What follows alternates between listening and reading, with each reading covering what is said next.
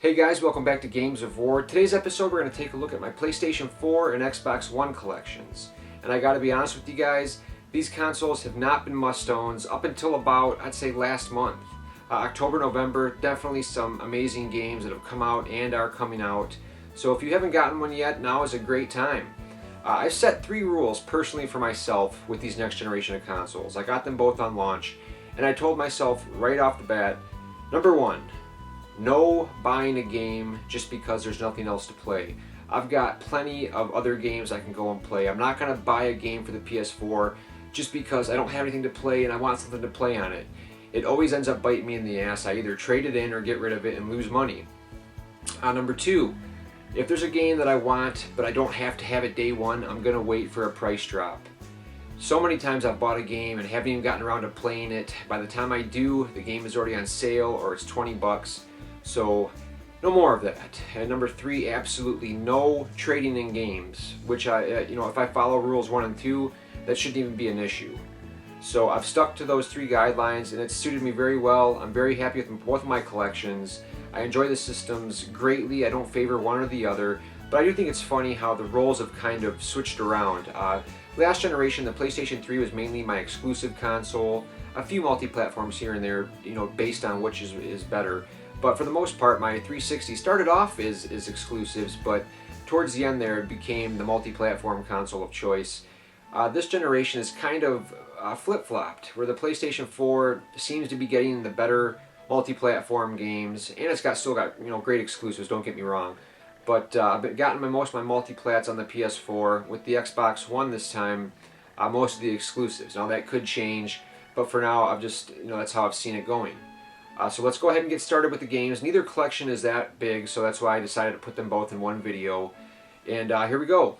First things first, this is Rise, Son of Rome. Now this is the Legendary Edition. I ended up trading a buddy for the original. Rise, Son of Rome was the first game I played on the Xbox One, and I absolutely fell in love with this game. I think it looks amazing.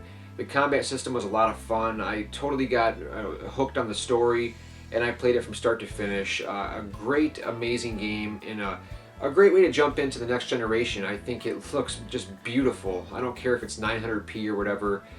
Just an amazing looking game.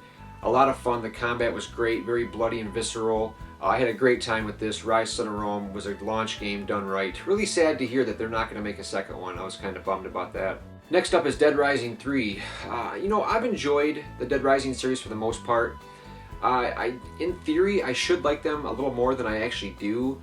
I don't know what it is. Maybe I just remember like time limits from the first 2 kind of turned me off. But the idea of thousands of zombies and you building weapons and hacking off heads of zombies and arms and legs, and somehow I should like it better. But I did enjoy Dead Rising 3. I really did like the Ultra Super Dead Rising 3, Alpha Super Beta. It was great.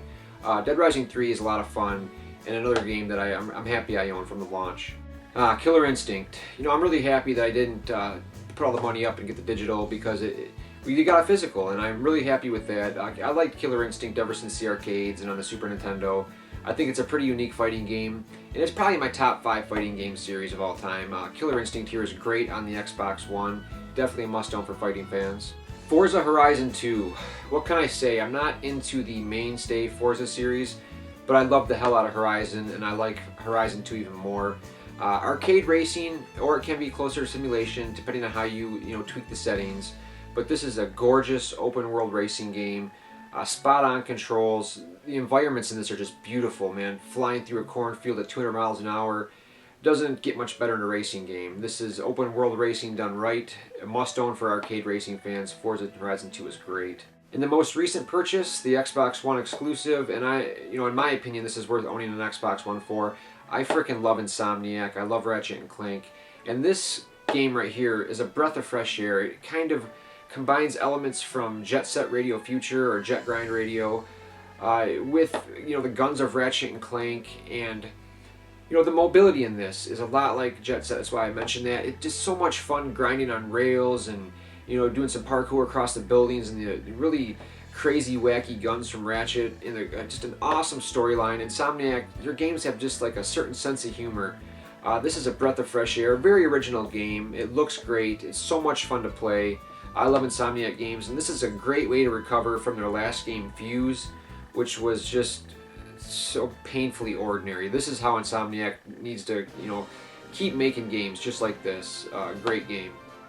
And that's it for the Xbox One. Like I said, I only bought games that I knew I would 100% want. No extra, no fluff. I'm really looking forward to the Master Chief Collection and some other ones coming soon. But that wraps it up for the Xbox One. Now on to the PS4. First up on the PlayStation 4 we have Knack.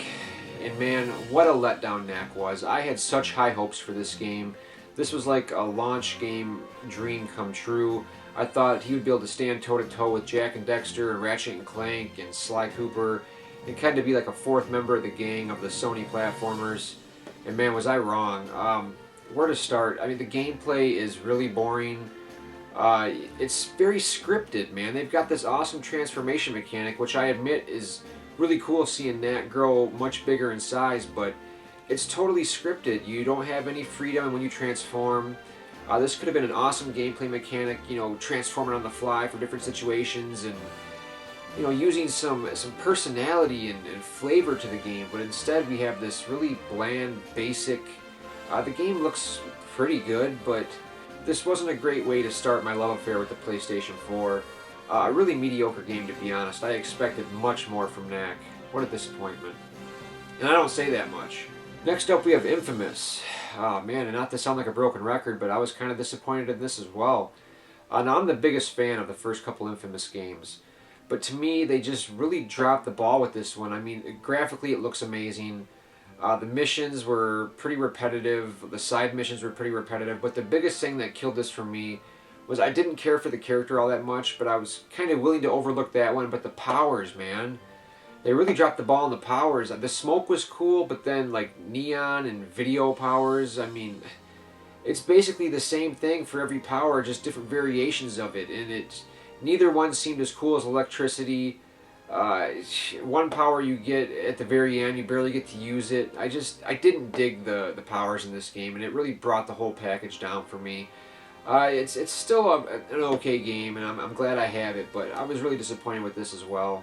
Next up is The Last of Us Remastered, and normally I would have passed on this game. I passed on Sleeping Dogs Definitive Edition, I passed on Tomb Raider because I already have them. But The Last of Us is something that I enjoyed from last generation so much. It was probably one of my favorite games of the entire generation. I just had to upgrade on PS4, and it looks amazing, 60 frames per second, 1080p.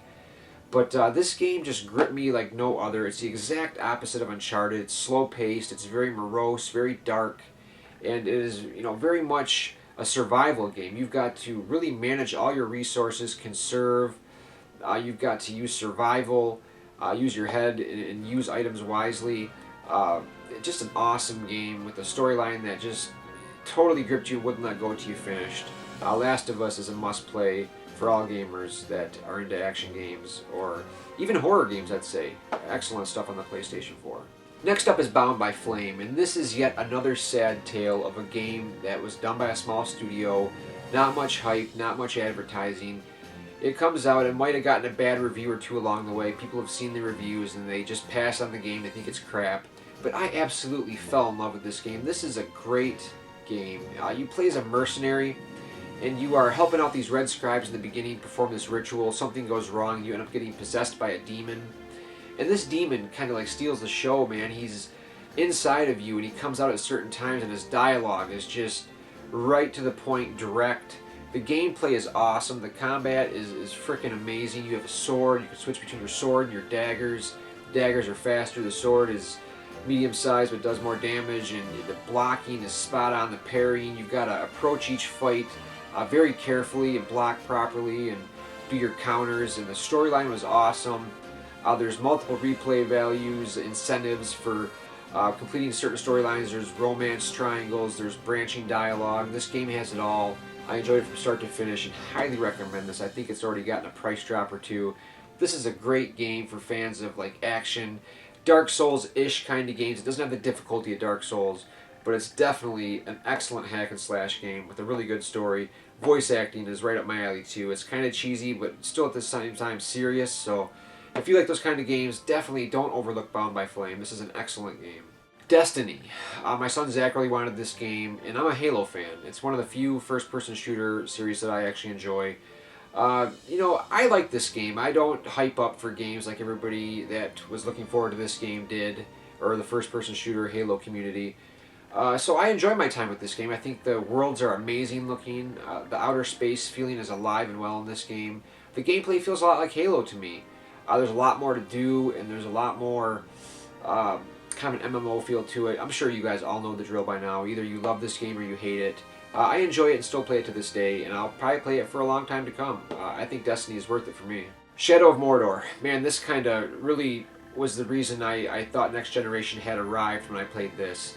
The Nemesis system is totally unique, and I don't think could be done in last generation. I think the developers have come out and said that it's just not possible.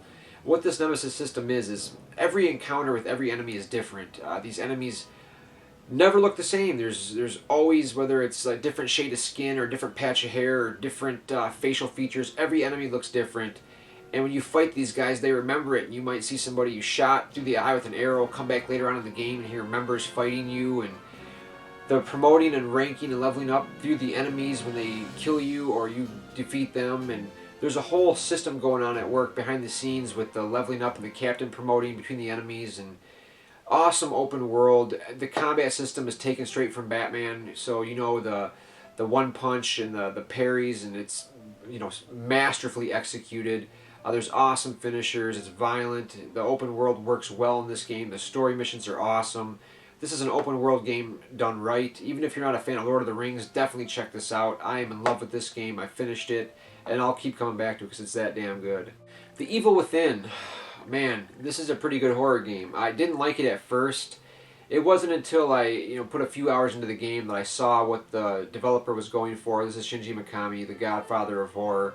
So he knows what he's doing. The atmosphere is just palpable, man. I mean, you can really feel these dark, tense environments, and I think the combat system is awesome with the light and match, burn the body, strategically placed shots, scarce ammo, atmosphere to go around, man. This game has got atmosphere, just oozes atmosphere. And I think that the environments are all really well done. I'm not really a fan of the widescreen, that kind of bugs me. But overall, a great horror game. I haven't finished this one yet, but I'm really enjoying my time with it. And finally, the newest game I bought, Lords of the Fallen. Zach being the massive Dark Souls fan he is, we had to have this one.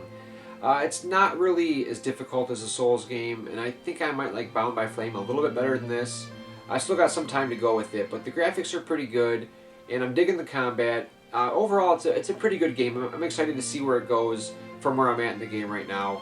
Would I go back and still spend $60 on this? Yeah, probably. I'm enjoying my time. I love a good hack and slash game. I love the dark, gothic, medieval overtones. So, action game fans, definitely take a look at Lords of the Fallen, whether now or it's cheaper. I think it's a good game. And that about wraps it up, guys. Like I said, there is no filler, no fluff in this collection. It's all hand-picked stuff that I've really looked forward to. I hope you guys enjoyed. Give you some good ideas maybe for your own collections.